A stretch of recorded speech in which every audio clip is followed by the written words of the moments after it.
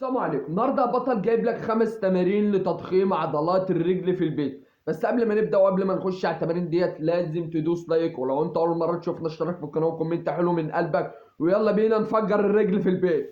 اول تمرينه معانا يا بطل هتسوي رجلك بسوى كتفك بنفس الشكل دوت، وتبدا تلعب بنفس الاداء دوت، تطلع وتنزل بنفس الاداء دوت، ويكون ظهرك مفرود.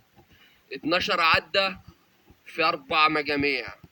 لو بتلعب التمرينه ديت بكل سهوله وعايز تصعب الموضوع شويه، هنقوم جايبين شنطه وتعبي فيها حاجه تقيله وتبدا تلعب بنفس الاداء دوت برضه. خلاص خلصنا التمرينه ديت، نقوم جايين داخلين على التمرينه اللي بعدها. التمرينه اللي بعدها بطل هتبدا تلعب بنفس الاداء دوت، 12 عده في 4 مجاميع.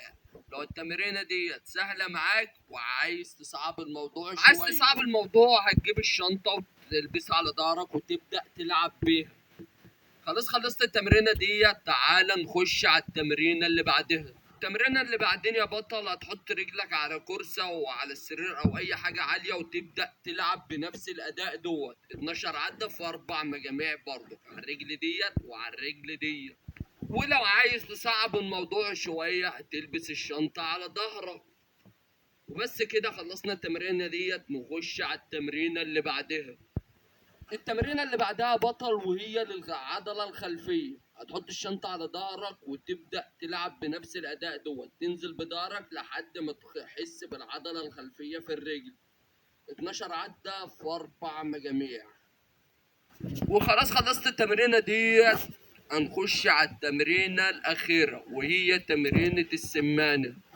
التمرينة اللي بعدها بطل هتقف على حاجة عالية عن الأرض وتبدأ تلعب بنفس الشكل دوت، 12 عدة في 4 مجاميع برضه.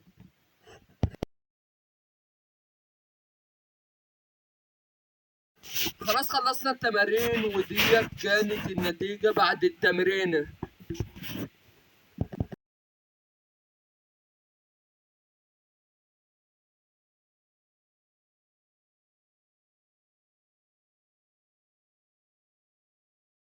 وبس كده يا جدعان نكون خلصنا في فيديو النهارده. لو عايزين اي فيديو عن اي عضله شكل اكتبوا لي تحت في الكومنتات. لو انت استفدت لايك واشتراك في القناه، ويلا نشوفكم في فيديو جاي. سلام.